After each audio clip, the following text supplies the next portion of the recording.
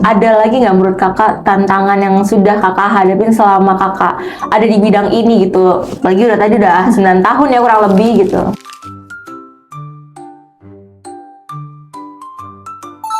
Nah, jadi tantangan terbesarnya nih, Pak, sebagai OT, tadi kalau dari aku sendiri, mungkin lebih ke pertama ya, kita kan sebagai terapis juga manusia ya, Pak. Jadi kita punya kapasitas yang misalkan kita ngerasa capek, atau kita ngerasa sehari ini udah pegang berapa anak ya. Jadi kadang emosi yang kita bawa dari tempat kerja itu kembali ke rumah itu ada sesuatu hal yang kadang kayaknya aku pengen break dulu deh gitu. Jadi kayak berasa capeknya. Capek dari sini dalam arti bukan aku udah nggak mau jadi OT ya. Jadi lebih kayak ngerasa capek karena udah seharian full, biasa dari pagi sampai sore gitu.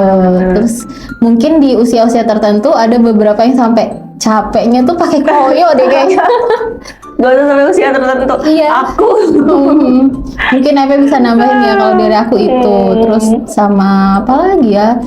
Yang paling penting itu update ilmu sih. Jadi kadang kita biasa di zona nyaman. Jadi kayak misalkan kita udah ada habit yang tiap hari itu aku pasiennya sama gitu. Terus kasusnya tuh nggak banyak variasinya. Nah mungkin ketika kita keluar dari zona nyaman itu kita jadi mikir bener nggak ya yang aku kerjain. Jadi kayak misalkan yang aku kerjain tuh cuman habit doang atau ya udah aku tuh bener-bener ngerti sama ilmu yang aku ajarin ke anak gitu. Jadi kayak refleksi diri ya kali ya, refleksi diri tentang jadi OT itu sebenarnya buat apa, terus tujuan akhirnya apa. Karena orang tua kan tadi punya ekspektasi lebih ya dari kita.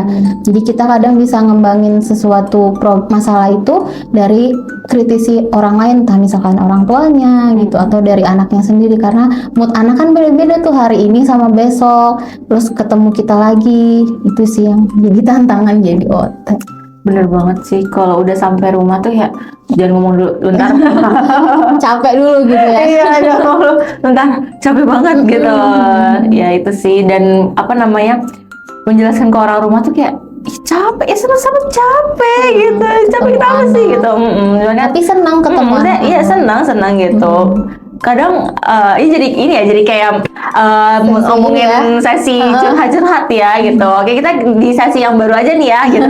Sesi baru terkait dengan kehidupan kita sebagai OT nih gitu. Itu bener banget menyambung yang tadi, apa namanya, kadang tuh ada saat-saat dimana, ini kalau aku pribadi ya gitu, aduh capek banget gitu. Misalnya, aduh males banget hari itu, lagi males, boleh gak gitu. Misalnya boleh gak megang dulu untuk sehari ini aja, misalnya kayak gitu. Ya itu sering sebenarnya gitu. Cuma ketika udah berhadapan sama anak itu tuh bener-bener langsung hilang gitu. Itu hilang gitu.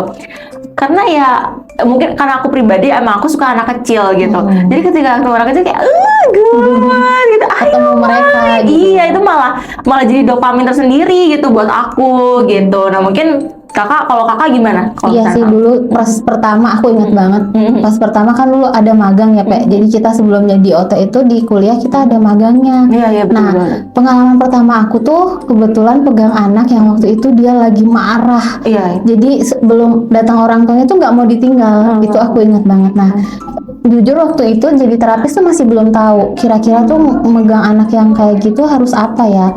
Nah dari situ tuh aku belajar ternyata jadi terapis itu nggak cuman sisi dari kita gimana ke anaknya, tapi gimana kita ngenal diri kita. Jadi kayak misalkan kita ngerasa capek, nah sebelum kita ketemu anak kita harus siap dulu dong, kayak oke, berarti aku ketemu anak hari ini, apa yang ada di kepalaku problemnya udah di-cut dulu, terus fokus dulu ke anak. Jadi kayak banyak hal-hal baru yang lebih kita tahu ketika kita jadi OT kalau aku ya sejujurnya. Terus mulai bisa ngatur mood misalkan yang kata Eva tadi gitu. Jadi kayak kadang kalau cewek biasa tuh moodnya naik turun kan.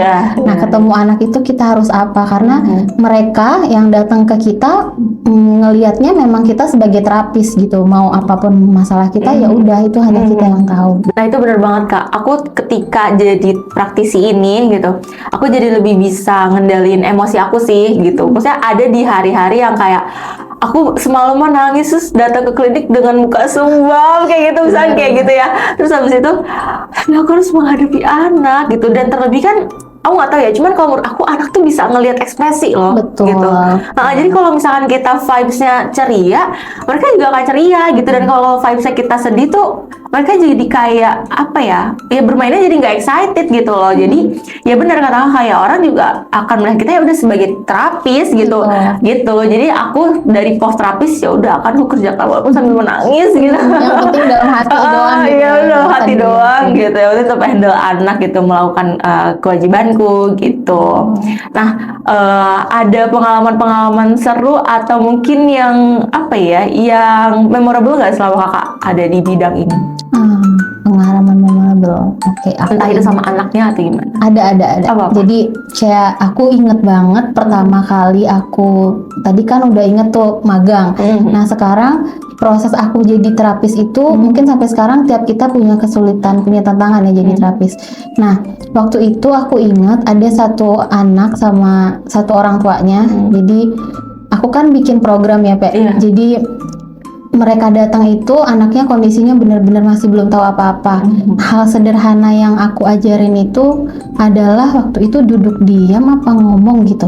Nah, serentang waktu aku jalanin program itu, anaknya tuh ngalamin kemajuan kayak jadi yang awalnya nggak aware, nggak bisa duduk diam, tiba-tiba orang tuanya datang ke ruangan terapis terus bilang, Bu Pidi, alhamdulillah anak aku tuh di rumah udah bisa duduk diam dan sampai ungkapin kemauannya. Jadi kayak misalkan dia makan, dia sampai bisa bilang aku tuh mau makan. Jadi ada hal progres di antara aku dan anak itu. Jadi kayak itu menurutku gimana ya, pengalaman pertama yang waktu itu jadi terapis, oh ternyata rasa capek yang tadi kita alamin itu nggak selamanya buruk loh. Jadi ketika kita ikhlas ngejalaninnya, ketika progresnya memang pelan-pelan ke tiap anak, ternyata ada hasilnya loh di anak itu yang bikin aku kayak oh ternyata jadi terapis itu satu hal yang mungkin tiap orang nggak punya kesempatan, tapi ketika kita dikasih kesempatan itu berarti kita bisa ngejalaninnya jadi terapis.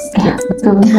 Emang jadi banyak apa ya, bersyukur dan belajar arti dari kata ikhlas. Nah, Asik. Selalu jadi terapis ini gitu. Benar, tapi Iya. yang paling inget yang satu lagi Pak, kalau jadi terapis itu kadang suka ditarik-tarik, dipukul-pukul, digigit, ada bekas digigit. Nah gigitannya. itu kita tuh jadi kayak apa ya, udah biasa gitu, pulang datang rapi, pulang tuh pasti minimal kerudung nih Pe, tarik kiri tarik kanan, itu sih yang jadi kayak oh itu akan menjadi kenang-kenangan terus-terusan sebagai terapis. Ya udah itu hal yang biasa aja, malah kita jadinya ngerasa kalau nggak ditarik atau nggak kontak fisik tuh ini anaknya belum engage nih sama kita, belum bonding sama kita gitu sih. Betul.